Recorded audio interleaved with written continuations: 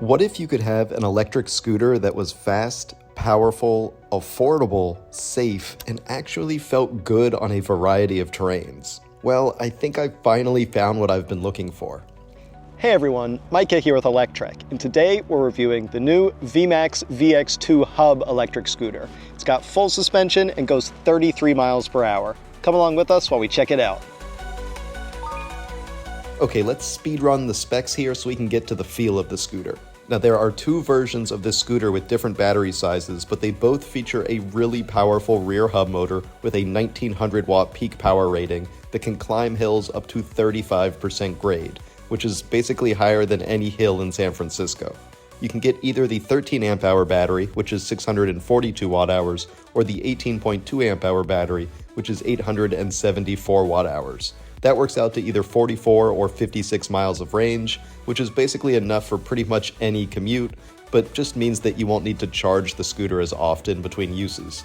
When it comes to speed, this scooter is fast. It can do 33 miles per hour, and it actually feels good at those speeds. While I have ridden bigger and faster scooters, this is around my sweet spot. By the time I start hitting 40 miles per hour on those bigger scooters, I'm starting to question my choices.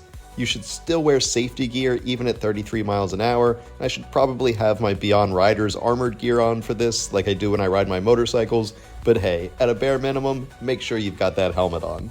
And I should also point out that the power is palpable here. I accidentally had it in highest power mode the very first time I got on the scooter, and I was not expecting it to be this torquey, so I just went full throttle and I immediately started wheeling. This is not like a cheap budget scooter where you just treat the throttle like an on-off switch. In its highest power mode, this is more like a real vehicle where you actually treat the throttle like an accelerator pedal and decide how much power you want for any given scenario. Of course, you don't have to keep it in high power mode, but let's get real, a lot of people will. One thing I love about this scooter is that even in eco mode, you can still get almost full speed. You just don't get the insane launch power off the line, which is probably nicer for some people. Now, of course, you can still put it in sport mode. It's over here. Or if you push the power button 5 times, you hear that little beep beep? That means you're now in the boost mode and you get even more power.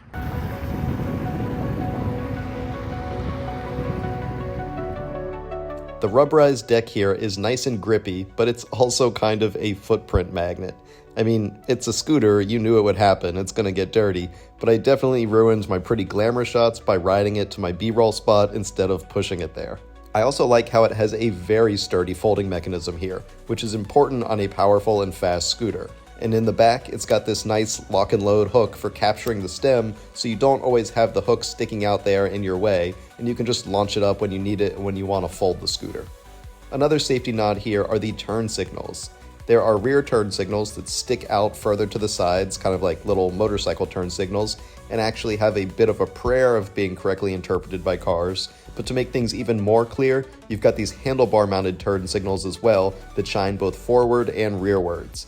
I've ridden VMAX scooters during night commutes before, and the lighting is a big deal, especially when your go-to filming uniform happens to be a black tee and blue jeans. And I should point out that while this is not really designed as an off-road scooter per se, it can hold its own during those times where you need to get a bit creative with your route. It's not super long travel suspension, but as long as you're going over a relatively flat surface, it can definitely soak up those bumps and dips quite nicely. If you take it into thicker grass or more technical off-road areas, yeah, it's going to be a less smooth ride, but it's still manageable compared to a rigid scooter or even just a simply front suspension scooter. So there's definitely some suspension going on here still. You might not even see it down here, but there is a USB-C charge port right there. So you can charge up your phone or whatever else you have with you right off of your scooter. Now, VMAX does have a pretty robust smartphone app to go with the scooter, and while I know that's great for a lot of people, I'm not that super into apps that control my scooters, and so I really respect that VMAX has made that optional here. You do not need to sign up and use the app to operate the scooter. It only unlocks more features and potential. I'm tired of other companies that force me to download and use another app just to be able to turn on and use my scooter, so VMAX gets big points from me in that column. For pricing, the scooter starts at $1,199 or a couple hundred more for that extended range version.